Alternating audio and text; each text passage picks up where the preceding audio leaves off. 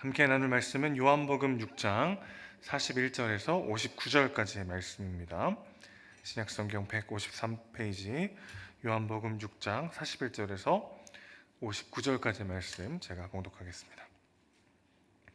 자기가 하늘에서 내려온 떡이라 하심으로 유대인들이 예수에 대하여 수군거려 이르되 이는 요셉의 아들 예수가 아니냐, 그 부모를 우리가 아는데 자기가 지금 어찌하여 하늘에서 내려왔다 하느냐.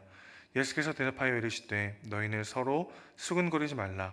나를 보내신 아버지께서 이끌지 아니하시면 아무도 내게 올 수 없으니 오는 그를 내가 마지막 날에 다시 살리리라. 선지자의 글에 그들이 다 하나님의 가르치심을 받으리라 기록되었은즉 아버지께 듣고 배운 사람마다 내게로 오느니라. 이는 아버지를 본 자가 있다는 것이 아니리라 오직 하나님에게서 온 자만 아버지를 보았느니라. 진실로 진실로 너에게 이르노니 믿는 자는 영생을 가졌나니 내가 곧 생명의 떡이니라. 너희 조상들은 광야에서 만나를 먹었어도 죽었거니와 이는 하늘에서 내려온 떡이니 사람으로 하여금 먹고 죽지 아니하게 하는 것이니라. 나는 하늘에서 내려온 살아있는 떡이니 사람이 이 떡을 먹으면 영생하리라. 내가 줄 떡은 곧 세상의 생명을 위한 내 살이니라 하시니라. 그러므로 유대인들이 서로 다투어 이르되 이 사람이 어찌 능히 자기 살을 우리에게 주어 먹게 하겠느냐.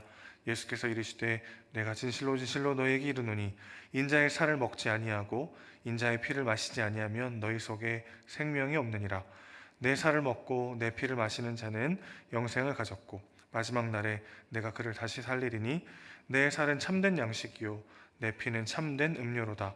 내 살을 먹고 내 피를 마시는 자는 내 안에 거하고 나도 그의 안에 거하나니 살아계신 아버지께서 나를 보내심에 내가 아버지로 말미암아 사는 것 같이 나를 먹는 그 사람도 나로 말미암아 살리라.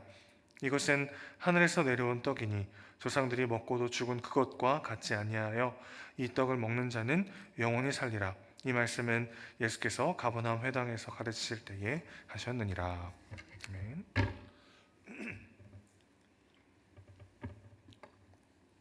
누군가가 가르침의 은사가 있다 없다의 기준은 명확하게 드러날 때가 있죠. 그 사람이 설명을 할수록 무언가가 잘 이해가 되고 조금 더 명료해진다라고 한다면 가르침의 은사가 있다라고 할 수 있겠고, 반대로 그 사람이 말을 하면 할수록 더 어렵고 난해해진다 한다면 가르침의 은사가 있는가 의심해 볼 필요가 있는데, 그래도 오늘 본문에서는 예수님께서 자신에 대해서 설명을 하시면 하실수록 주변 제자들과 무리들이 그것에 대해서 더 어렵게 느껴지게 되는 상황이 벌어지게 됩니다.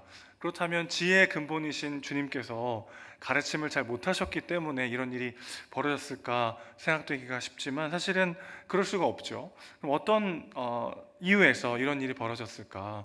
내가 생명의 떡이다, 나의 살과 피를 먹는 자가 영생을 얻는다라는 이 자명한 진리를 너무나도 명쾌하고 잘 설명해 주셨음에도 불구하고 예수님의 가르침을 듣는 사람들이 제대로 이해하지 못했다라는 것을 우리가 보게 됩니다. 44절 보시면 아버지가 이끌지 아니하시면 아무도 내게로 올 수 없다, 이런 말씀이 있죠. 한마디로 예수님이 믿어진다는 것 자체가 얼마나 큰 기적이고 은혜인가라는 것을 우리는 기억해야 합니다. 인류대학 나온 사람, 박학다식하고 똑똑한 사람도 깨닫지 못하지만 세상적 기준으로는 어리석고 연약해 보이는 사람이라 할지라도 예수님이 믿어지고 그 말씀이 깨달아지기도 하는 것이죠. 우리가 예수 믿게 된 것이 얼마나 큰 은혜인지를 기억해야 합니다. 이 감격과 감사를 잃지 않기를 소망합니다. 예수님이 직접 오셔서 친히 자신에 대해서 말씀하시고 가르쳐 주셨음에도 불구하고 이해하지 못하고 예수님을 믿지 못했던 사람들도 있었습니다.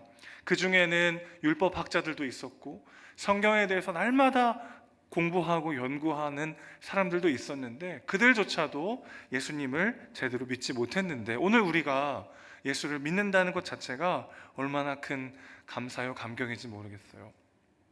사실 하나님이 안 믿어질 이유는 정말 많이 있습니다. 하나님은 한 분인데 세 분이시다, 세 분인데 한 분이다, 이게 대체 무슨 소리인지 이해가 되지 않죠. 언제부터 계셨습니까? 영원 전부터 계셨습니다. 그분은 스스로 있는 분이십니다. 하나같이 인간의 상식과 이성적 한계로는 다 헤아릴 수 없는 하나님의 하나님 되심이죠. 예수님은 참 하나님이시면서 참 인간이십니다. 이 부분이 정말 교회사 속에서 숱한 논쟁을 가져왔던 또 포인트이기도 하죠. 그분은 하나님이시다. 그분은 참 하나님이시자 참 인간이시다. 인간의 이성으로는 도저히 이해할 수 없는 그 예수님이 믿어진다라는 것이 얼마나 큰 은혜요 기쁨입니까?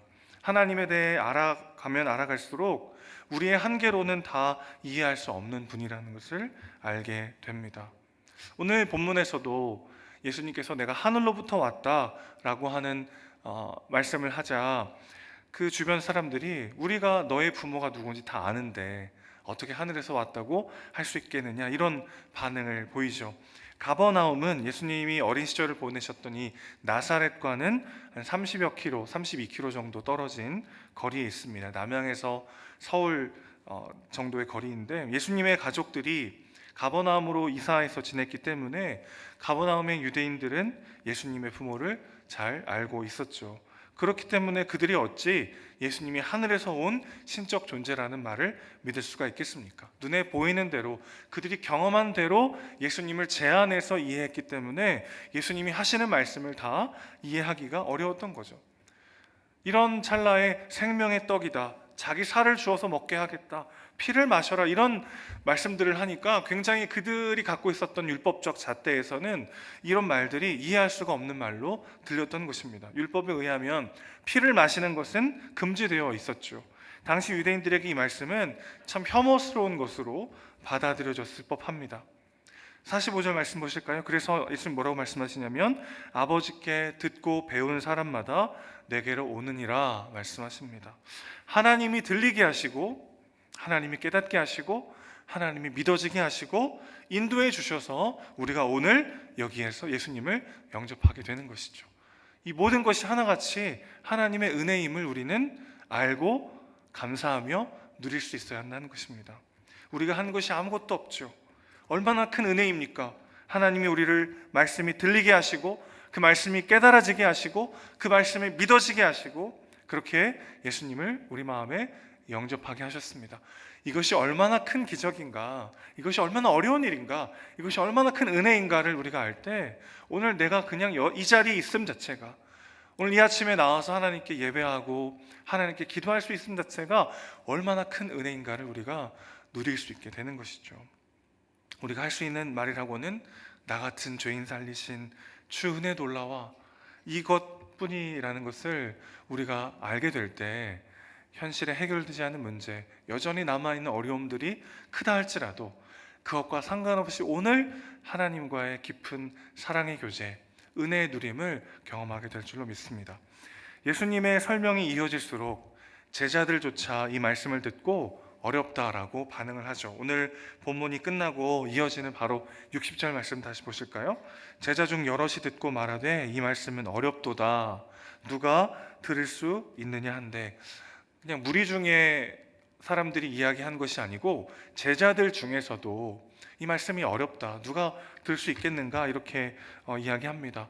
거기에 대해서 예수님이 또 풀어서 설명해 주시고 말씀을 하시는데 그 결과 66절 보시면요, 이번에는 제자 중 많은 사람이 떠나가게 되죠. 자, 그러니까 어려워서라기보다는 사실 제자들의 마음속에 예수님 말씀이 동의되지 않거나 그들이 원하던 바가 아니었다라는 것을 우리는 유추할 수가 있는 것이죠. 49절 말씀 보시면 예수님이 만나 이야기를 하십니다. 너희 조상들은 매일 만나를 먹고도 죽었지만 죽었다. 그렇기 때문에 본질적인 해결책이 필요하다라는 것을 말씀하고 계시죠. 그래서 주님은 사람이 떡으로만 살 것이 아니고 하나님의 말씀으로 살 것이라고 말씀하시기도 하셨습니다.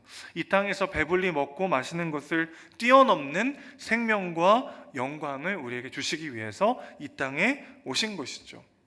이런 관점에서 56절 보시면 내 살과 피를 먹고 마시는 자는 내 안에 거하고 나도 그 안에 거한다 라고 말씀하시면서 58절 보시면요, 그들은 영원히 살 것임을 말씀하고 계십니다. 내가 그 안에, 그가 내 안에 거하는 삶, 이보다 더 큰 영광이 어디 있을까요? 우리는 우리의 계획, 우리의 사명, 때로는 우리의 욕심, 우리의 어떠함에 빠져 있을 때가 참 많이 있지만, 그러나 하나님께서 우리에게 원하시는 진정한 삶은 그가 내 안에, 내가 그 안에 거하는 영원한 사귐으로의 초대인 것이죠. 그래서 이 땅의 문제에만 매여 있을 때 그것들이 너무나도 어렵게 느껴지곤 합니다. 예수님이 나를 사랑하시고 그가 내 안에, 내가 그 안에 거하는 그 사랑의 연합, 그 영원한 사귐으로 우리를 초대하시고 그 영광 가운데 우리를 인도하고 계시는데, 그것이 아니라 내 눈앞에 있는 문제에, 내 눈앞에 있는 어려움에만 우리의 시선과 마음이 빠져 있을 때 그것이 너무나도 어렵게, 나하고는 너무 동떨어진 일로 여겨지게 되는 것이죠. 하나님께서 우리에게 주시고자 하는 영광의 크기를 제대로 바라보지 못할 때 우리는 하나님의 인도하심에 동의하기가 어렵습니다. 그러면 그분의 뜻이 어렵게만 느껴지기 마련이죠. 그럼 어떻게 해야 될까요? 예수님 다시 한번 강조하시고 반복하셔서 말씀하십니다. 인자의 살을 먹고 인자의 피를 마시라. 이 구절이 당시 사람들에게 충격적으로 다가왔어요. 그럼 뭐 인육을 먹으라는 것이냐, 율법이 금했던 피를 마시라는 것이냐, 이렇게 이해했습니다마는 사실 그런 단순한 의미가 아니죠. 물론 예수님은 실질적으로 자신의 살을 찢으시고 피를 흘리셨습니다. 우리는 이 사건을 성만찬으로 기념하며 기억하고 지키고 있죠. 그런데 요한은 다른 복음서에서 성찬을 의미할 때 사용되는 이 소마라고 하는 몸이라는 단어 대신 오늘 다른 단어를 사용하고 있는데 인자의 살이라는 단어를 썼습니다. 사르스라는 단어인데요, 이 단어가 어디에 나오냐면 요한복음 1장 14절 말씀이 육신이 되어 우리 가운데 거하심에 라는 구절에 육신이 같은 사르스라는 단어입니다. 그러니까 예수의 살을 먹으라는 말은 어떤 뜻이죠? 말씀이 육신이 되어 이 땅에 오신 예수님의 살을 먹으라는 말은 한마디로 말씀을 먹으라는 뜻입니다. 말씀을 먹는다는 게 어떤 뜻일까? 우리가 신앙생활 하다 보면 너무나도 자명하죠. 우리가 말씀을 머리로는 알아요. 숱하게 들었습니다. 그런데 그 말씀이 정말 내 것이 되기 위해서는 우리가 그 말씀을 말 그대로 먹어야 하죠.